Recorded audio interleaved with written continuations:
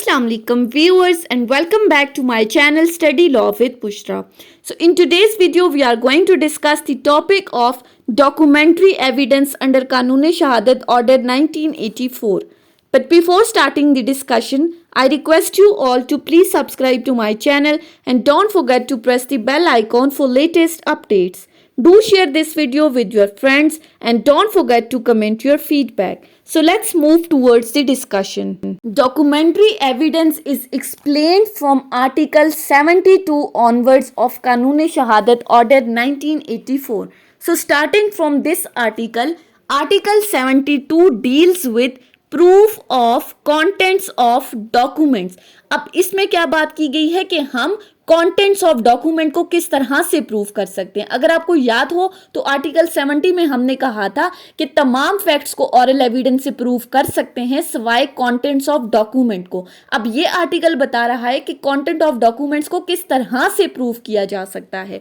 So according to this article, the contents of documents may be proved either by primary और by secondary evidence कि contents of documents को हम दो तरह से प्रूव कर सकते हैं, या उसका प्राइमरी एविडेंस देके उससे मुतालिक या सेकेंडरी एविडेंस। याद रहे कि कंटेंट्स ऑफ डॉक्यूमेंट हमेशा डॉक्यूमेंट्री एविडेंस होंगे, जिनमें डॉक्यूमेंट्री एविडेंस में हमारे पास प्राइमरी एविडेंस आते हैं और सेकेंडरी एविडेंस आते हैं।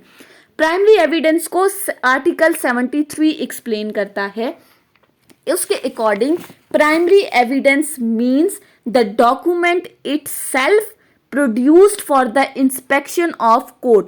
अब ये जो डॉक्यूमेंट इटसेल्फ की बात की गई है, इससे मतलब है कि ओरिजिनल डॉक्यूमेंट, जो डॉक्यूमेंट असल है, नकल डॉक्यूमेंट नहीं, यानी उसकी फोटोकॉपी नहीं, बल्कि जो ओरिजिनल डॉक्यूमेंट है जिसको कोर्ट में प्रोड्यूस किया गया है, कोर्ट उसकी इंस्पेक्शन करती है उस डॉक्यूमेंट की, उसको कहते हैं कि वो ओरिजिनल डॉक्यूमेंट क्या है, वो प्राइमरी एविडेंस है। अब इसी प्राइमरी एविडेंस को फर्दर एक्सप्लेन किया गया है और ये आर्टिकल दो एक्सप्लेनेशन बता रहा है। हम वन बाय वन उनको पढ़ते हैं। पहली एक्सप्लेनेशन क्या कहती है? Where a document is executed in several parts, each part is the evidence of document. अब जब आप किसी डॉक्यूमेंट को सेवरल पार्ट्स में एग्जीक्यूट कर रहे हैं, राइट अब ये सेवरल पार्ट से क्या मुराद है कि फॉर एग्जाम्पल हमारे पास डिफरेंट लोग हैं, ए बी सी और डी, उन्होंने आपस में कोई एग्रीमेंट किया है और हर बंदे के पास एक एक डॉक्यूमेंट मौजूद है उस एग्रीमेंट से रिलेटेड। तो ये आर्टिकल कहता है कि उस डॉक्यूमेंट का हर पार्ट एज एविडेंस कंसिडर किया जाएगा, वो हर एक पार्ट प्राइमरी एविडेंस के तौर पर कोर्ट में पेश किया जा सकता है। That is each part of that document is an primary evidence. उसके बाद आ जाता है यही एक्सप्लेनेशन फर्दर क्या कहती है कि when a document is executed in counter part, कि जब एक डॉक्यूमेंट को काउंटर पार्ट में एग्जीक्यूट किया गया, और हर काउंटर पार्ट जो किसी एक पार्टी ने या कुछ पार्टीज ने एग्जीक्यूट किया है, मींस कुछ पार्टी ने उसको साइन किया है, कुछ ने साइन नहीं किया, तो हर काउंटर पार्ट प्राइमरी एविडेंस है हर उस पार्टी के अगेंस्ट जिसने इसको एग्जीक्यूट किया है। वो काउंटर पार्ट जिस पर पार्टीज ने सिग्नेचर किया है, जिन पार्टीज ने, उस काउंटर पार्ट को एज प्राइमरी एविडेंस उन पार्टी के अगेंस्ट प्रूफ किया जा सकता है। उसके बाद एक्सप्लेनेशन 2 क्या कहती है? Where a number of documents are all made by one uniform process, कि जहां पर एक डॉक्यूमेंट को एक यूनिफॉर्म प्रोसेस के थ्रू बनाया गया है, यूनिफॉर्मली एक प्रोसेस चल रहा है, तो जैसा कि in case of printing, photography या फिर कुछ भी, जैसे प्रिंटिंग हम करते हैं तो डिफरेंट डॉक्यूमेंट्स प्रिंट होकर हमारे पास आ रहे होते हैं एक यूनिफॉर्म प्रोसेस के थ्रू।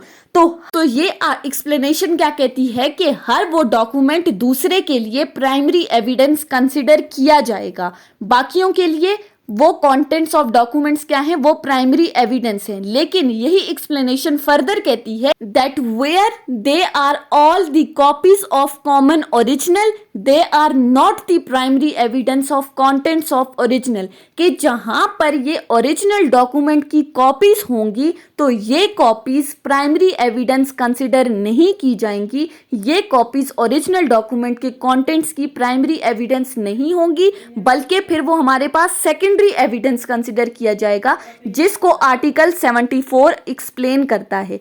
सो सिंपली अगर हम आर्टिकल 73 को देखें तो प्राइमरी एविडेंस हमारे पास ओरिजिनल डॉक्यूमेंट है जिसको कोर्ट की इंस्पेक्शन के लिए पेश किया जाता है, या फिर अगर डॉक्यूमेंट सेवरल पार्ट में एग्जीक्यूट किया है तो हर पार्ट उस डॉक्यूमेंट का प्राइमरी एविडेंस है। इसी तरह काउंटर पार्ट के केस में हर काउंटर पार्ट प्राइमरी एविडेंस है उस पार्टी के अगेंस्ट जो उसको एग्जीक्यूट कर रहा है। और तीसरे केस में जहां पर नंबर ऑफ डॉक्यूमेंट्स एक यूनिफॉर्म प्रोसेस के थ्रू हो रहे हैं तो हर वो डॉक्यूमेंट बाकियों के लिए प्राइमरी एविडेंस कंसिडर होगा, लेकिन अगर वो ओरिजिनल डॉक्यूमेंट की कॉपीज हैं तो फिर वो प्राइमरी एविडेंस नहीं होगी, वो सेकेंडरी एविडेंस कंसिडर किया जाएगा। अब आर्टिकल 74 क्या कहता है कि सेकेंडरी एविडेंस का क्या मतलब है और उसमें क्या चीजें इंक्लूडेड हैं। सबसे पहली बात, certified copies given under the provisions here in after content. Certified copy से क्या मुराद है, जो मुसद्दका नकुलात हैं, जो मुसद्दका नकलें हैं, पब्लिक डॉक्यूमेंट्स जिनमें हमारे पास बर्थ सर्टिफिकेट, निकाहनामा या कुछ भी डिसीजंस ऑफ द कोर्ट आ जाते हैं जो कि स्टैम्प्ड होते हैं और ये समझा जाता है कि ये ओरिजिनल की ट्रू कॉपी है, तो तब वो जो सर्टिफाइड कॉपीज हैं वो सेकेंडरी एविडेंस के तौर पर दी जा सकती हैं। उसके बाद सेकंड में क्या कहा गया है, copies made from original by mechanical process which in themselves ensure the accuracy of the copies। जो कॉपीज मैकेनिकल प्रोसेस के थ्रू की जाती हैं ओरिजिनल डॉक्यूमेंट की, जिस तरह हमारे पास फोटो कॉपीज आ जाती हैं कि जब आप किसी ओरिजिनल डॉक्यूमेंट की डिफरेंट कॉपीज करवा देते हो फोटो कॉपीज, तो वो photo copies secondary evidence consider की जाती हैं। तीसरा हमारे पास क्या आता है, तीसरा कहता है कॉपी मेड फ्रॉम और कंपेयर्ड विद ओरिजिनल, कि जब आप ओरिजिनल डॉक्यूमेंट से खुद कोई कॉपी बना रहे हो और उसको अगर आप ओरिजिनल के साथ कंपेयर करो तो वो सेम टू सेम है। जैसे हमारे पास हैंड रिटन डॉक्यूमेंट्स आ जाते हैं कि जब आपको कोई ओरिजिनल डॉक्यूमेंट दिया जाता है और उस ओरिजिनल डॉक्यूमेंट को देखकर अगर आप हाथ से वही ओरिजिनल डॉक्यूमेंट किसी दूसरे पेज पर कॉपी कर रहे हो कि जब आप उसको ओरिजिनल के साथ कंपेयर करोगे तो वो सेम टू सेम होगा, तो वो चीज़ भी सेकेंडरी एविडेंस में इंक्लूडेड है। चौथा हमारे पास क्या आता है, counter part of the documents is against the parties who did not execute them. अब यहाँ पर हमने कहा था कि हर काउंटर पार्ट कुछ पार्टीज एग्जीक्यूट करती हैं, तो जो पार्टीज उसको एग्जीक्यूट करेगी जिसके सिग्नेचर होंगे उसके अगेंस्ट वो प्राइमरी एविडेंस होगा, जिसके सिग्नेचर नहीं होंगे जो इसको एग्जीक्यूट नहीं करती उनके अगेंस्ट ये counter part secondary evidence consider किए जाएंगे। फिफ्थ हमारे पास क्या आता है, oral accounts of the contents of documents given by some person who has himself seen it।